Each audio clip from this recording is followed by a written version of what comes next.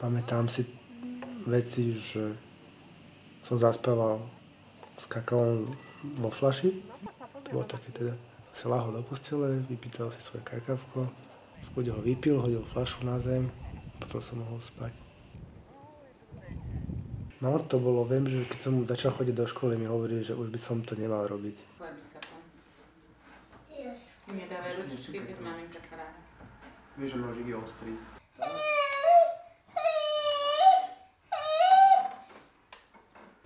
Ja si pamätám na tie rituály predtým. Niektoré, vždy nás kúpal otec.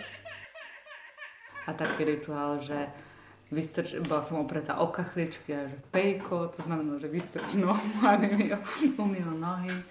A viem, že mi čítal rozprávky, to sme sa zhodli, to sme si obidvaja spomínali, že Smelý zajko v Afrike. Mali sme veľa rozprávok na platniach a sme z toho počúvali možno 2-3.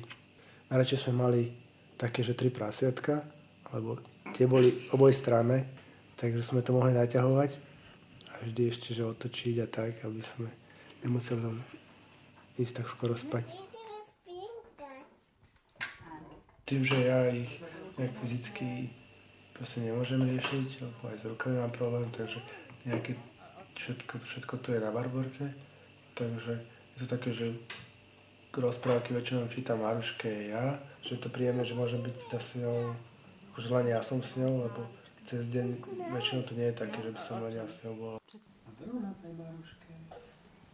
Keď zaspávam, že rozprávam také vymyslené rozprávky a príbeh, je to o Hrochovi, Teodorovi a vždy sa tam niečo spomína, čo sme cez deň buď zažili, alebo na niečo také, čo mám pocit, že by sa mi malo podvedome dostať do hlavy, tam spomínam. Takže to sú také, a mám pocit, že na to aj dobre reaguje. Udrala si niečo?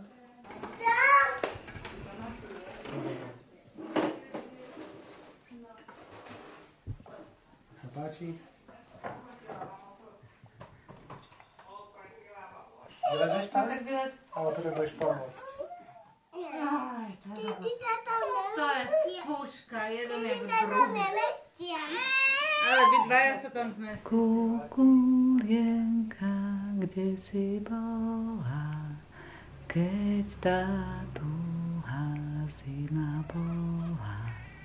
Aj, kukuku, sedela som na buku. Aj, kukuku, sedela som na buku. Kolíš sa mi kolíš, kolesočko sama,